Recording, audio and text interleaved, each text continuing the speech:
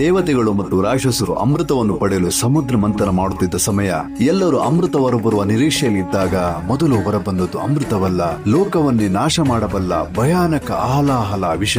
ಆ ವಿಷದ ಉಗ್ರತೆಗೆ ಭೂಮಿಯೇ ಕಂಪಿಸಿತು. ಆಕಾಶ, ಪಾತಾಳ ಮತ್ತು ಎಲ್ಲ ದಿಕ್ಕುಗಳಲ್ಲೂ ಅಶಾಂತಿ ಉಂಟಾಯಿತು. ಭಯಭೀತರಾದ ದೇವತೆಗಳು ಏನು ಮಾಡಬೇಕೆಂದು ತಿಳಿಯದೆ ಕೈಲಾಸದಲ್ಲಿ ತಪಸ್ಸಿನ ನೀಲನಾಗಿದ್ದ ಪರಶುವನ ಬಳಿ ಹೋದರು. ಲೋಕರಕ್ಷಕನೇ ಶರಣು, ಈ ಸೃಷ್ಟಿಯನ್ನು ಕಾಪಾಡು ಎಂದು ಬೇಡಿಕೊಂಡರು. ಆ ಮೊರೆಯನ್ನು ಕೇಳಿದ ಶಿವ ಕ್ಷಣವೂ ತಡ ಮಾಡದೆ ಕ್ಷೀರಸಾಗರದ ಬಳಿ ಬಂದನು.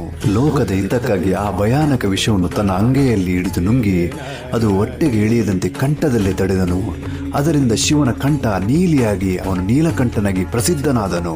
ವಿಷದ ತಾಪದಿಂದ ಶಿವನ ದೇಹವೇ ಸುಡುತ್ತಿತ್ತು. ಶಿವನು ಧ್ಯಾನಸ್ಥನಾಗಿ ಅಚಲವಾಗಿ ನಿಂತನು. ಆ ಸಮಯದಲ್ಲಿ ಪಾರ್ವತಿ ದೇವಿ ತನ್ನ ಪತಿಯ ಕಂಠವನ್ನು ಬಿಗಿಯಾಗಿ ಹಿಡಿದು ವಿಷ ಕೆಳಗೆ ಇಳಿಯದಂತೆ ತಡೆದರು. ದೇವಾನುದೇವತೆಗಳು ಆ ರಾತ್ರಿಯಿಡೀ ಜಾಗರಣೆ ಮಾಡಿ ಗಂಗಾಜಲದಿಂದ ಅಭಿಷೇಕ ಮಾಡಿ ಬಿಲ್ವ ಪತ್ರಗಳಿಂದ ಪೂಜೆ ಸಲ್ಲಿಸಿದರು. ಆ ತ್ಯಾಗದ ಸ್ಮರಣಾರ್ಥವಾಗಿ ಇಂದು ನಾವು ಆ ಪವಿತ್ರ ರಾತ್ರಿಯನ್ನು ಮಹಾಶಿವರಾತ್ರಿ ಎಂದು ಆಚರಿಸುತ್ತೇವೆ. ಇದು ತ್ಯಾಗ, ಭಕ್ತಿ ಮತ್ತು ಲೋಕ ಕಲ್ಯಾಣದ ಮಹಾ ಸಂಕೇತ. ಓಂ ನಮಃ ಶಿವಾಯ.